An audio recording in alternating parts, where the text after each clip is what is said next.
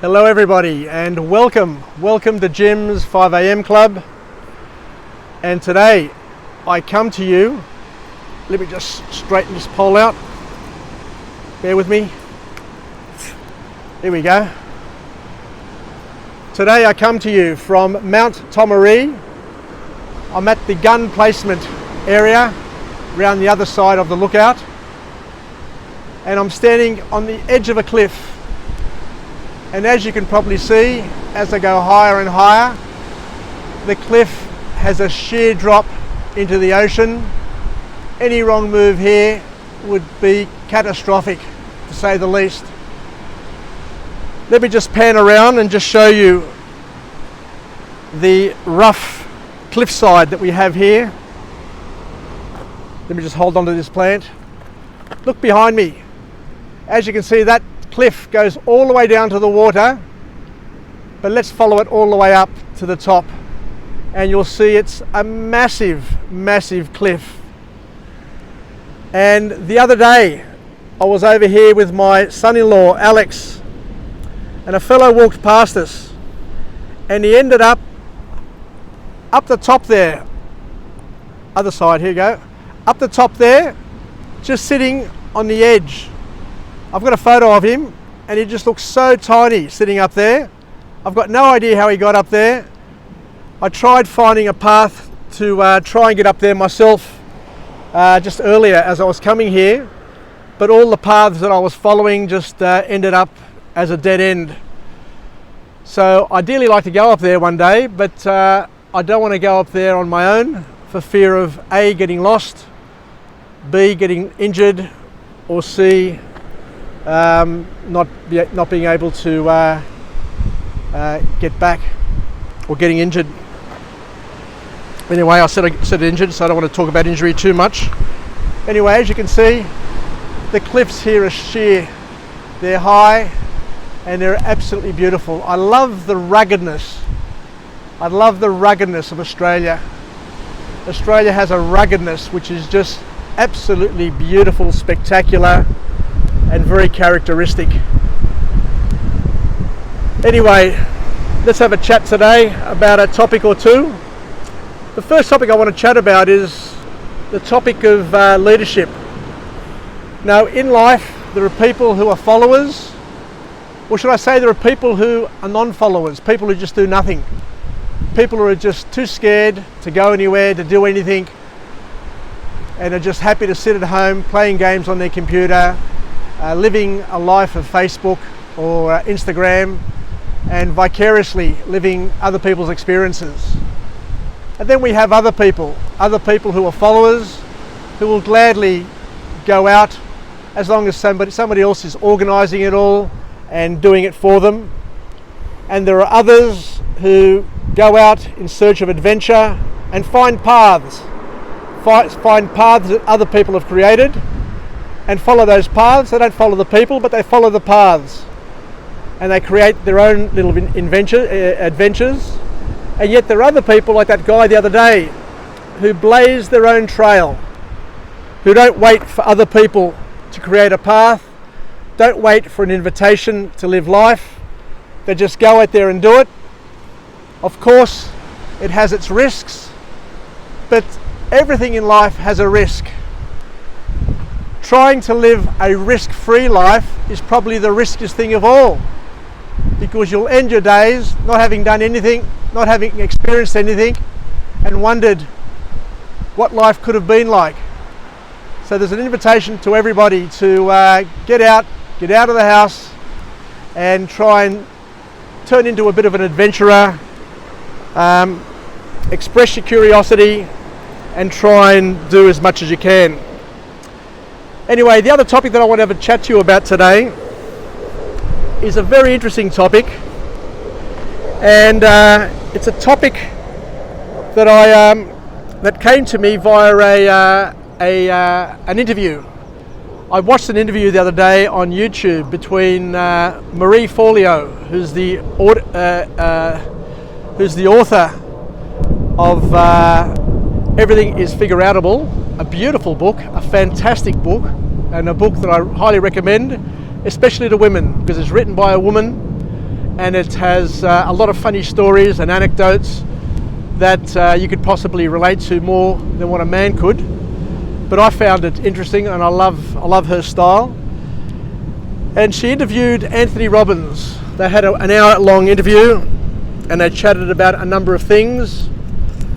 And one of the things they talked about was how we respond to love. And it's a very interesting thing that they talked about.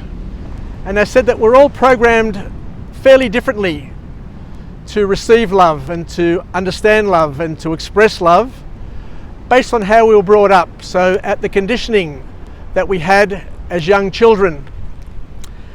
And he basically said, Anthony Robbins said, we need to ask ourselves a few questions.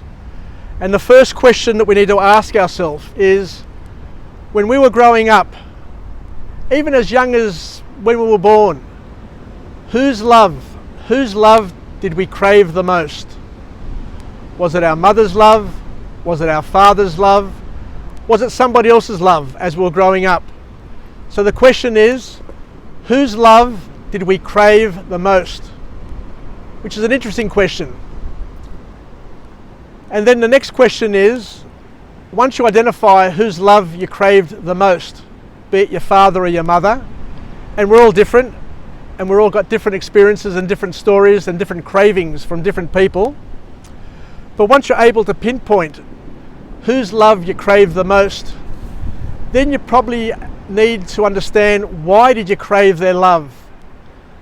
And the answer may be because they weren't as present in your life as what other people were. Say, for example, your father may not have been as present or as expressing their love as much as your mother, and you dearly craved your father's love because you didn't get enough taste of it, so to speak.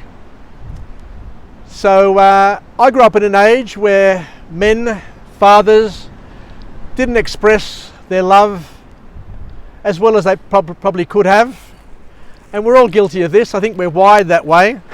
So it's not specific to any particular person or any particular family, but a lot of people have similar sort of challenges in terms of receiving love from their significant others.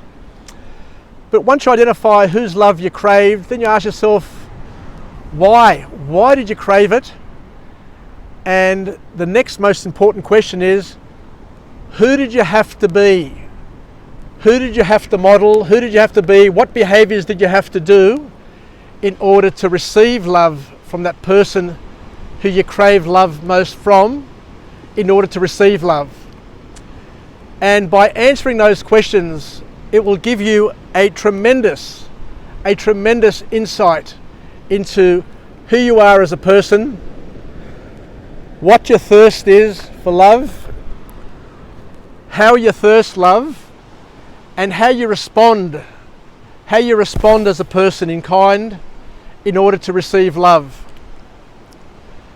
So that's a very interesting thing, a very interesting exercise for everybody to consider doing.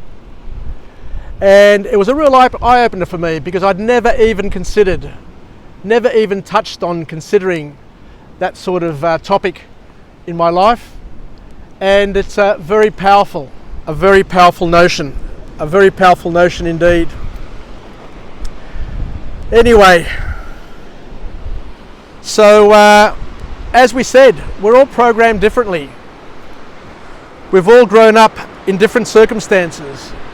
And I guess these days it's going to be even trickier, as families broke up in broken relationships where mother and father are not always present in their lives, because a parent's presence in a child's life is absolutely critical to them understanding, receiving, and being able to express love.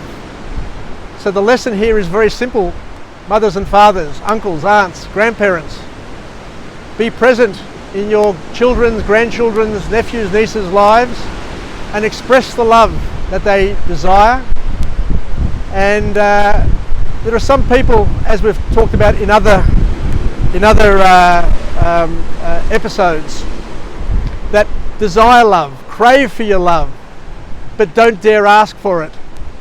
So we need to reach out. We need to reach out to family members, to friends, give them a hug. And mind you, you might get pushed away, but you're better off getting pushed away than by not loving or expressing affection or kindness in the first place. So you're better off erring on the side of error. So, as I said, reach out, hug, kiss, and be there for family and friends. And if they push you away, then fair enough, you've done your bit. But it's very, very important for everybody to try and understand and learn their modes of love and what makes them tick. Because when you understand what makes you tick, then you can let other people know what works for you and what doesn't work for you. And vice versa. Then you can advise other people and teach other people how they can access their modes of love so that they can be effective and efficient with love in terms of expressing it, receiving it, and living a fulfilling and loving life. Because the bottom line is that we all need to feel loved. And many people face the same challenges, that they don't feel that people love them because their father, their mother, uncles, aunts, something's happened along the way when they were young and they programmed into their mind that they're unlovable, and it's stuck with them ever since. We need to break this cycle. Everybody needs to break this cycle in their lives in order to open up their hearts, open up their arms to receive love. And once you can receive love, you can give love, and it becomes an ever supporting, ever re-fulfilling experience and circuit. So you give, receive, give, receive, give, receive. The more you give, the more you receive. You get where I'm coming from. Anyway, tricky topics, but I love chatting about these things. And as we do on Jim's 5am Club, our goal is to showcase the beauty of this country called Australia, Sydney, Nelson Bay, wherever we are. I'll do them in Greece, I'll do them wherever I can once COVID lifts. But let's make the most of our time together. Let's finish off with our positive affirmation. I'm alive, I am well, and I feel absolutely great. To my friends and family, stay connected, stay relevant, and most importantly, learn what makes you tick. Learn what makes you lovable. Learn what you crave. Whose love you crave the most, why you craved it, and what you had to do to receive love from that person. And that'll help you understand your love responses that you have and how you express love, so that once you know it, then you're in a better position to express it and to teach others. Take care. Yasas. Sasagapao from Jim's 5am Club. Take care. And bye for now. Yeah.